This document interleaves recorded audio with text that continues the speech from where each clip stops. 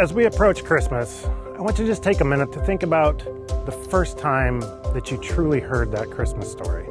For some of you, maybe it was when you were a small child. For others, maybe it was just a year or two ago.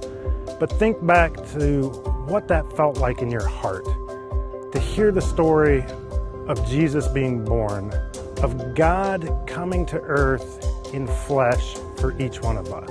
For many of our students, perhaps even most, as they enter our schools, it can be a real challenge. They come into a community that they know nothing about. They're coming from a world where there is no language.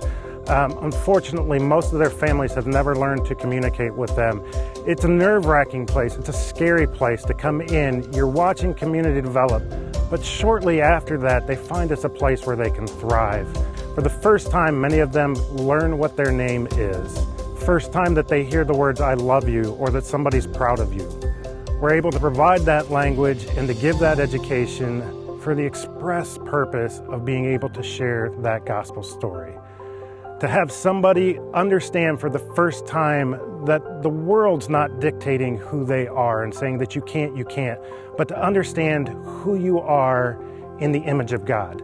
To understand that Jesus loves you and that He came at Christmas time for you. A number of years ago, we had a transition at our Montego Bay campus.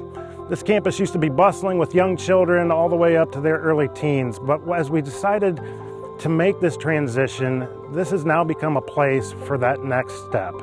For young adults or even older adults to be able to come back, to receive that skill training and that life development.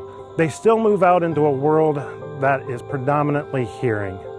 In fact, almost exclusively hearing. So perhaps we've been able to help place them into a job, but for many, they're still put aside into a corner because it's easier to do.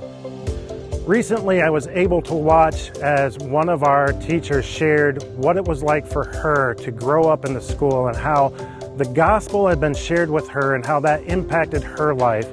But now, as a young adult who's 31 years old, she now has the opportunity to be back as a teacher and to see the excitement and the passion that she shared, that she's now able to take this vibrant faith that has grown over the decades and now pour back into the next generation.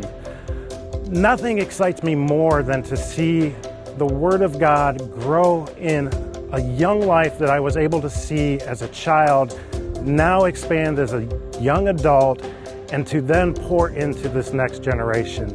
It also just thrills me to now know that somebody who understands the deaf community, who's a part of the deaf community, is now sharing her faith to show her life as an example of what Jesus has done and how He has transformed her and allow her to help shape and mold the next generation.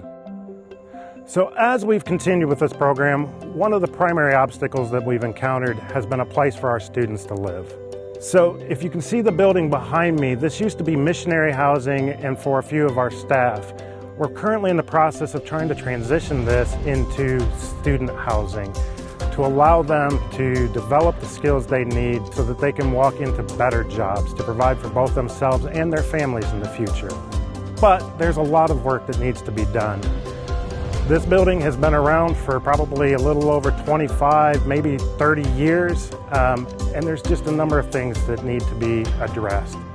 We would love for Grace to be able to partner with us this Christmas season to be able to start that project, so as we move into 2023, we're able to invite more students in for that life-changing experience, that discipleship opportunity, that growth that allows them not only to develop the life skills and the job skills that they need, but also the spiritual development and the spiritual growth that allows them to become just blossoming members of their community and hopefully the future missionaries from CCCD. So we thank you for everything that you've done in the past, and we look forward for all that you will continue to do in the future. Thank you and God bless.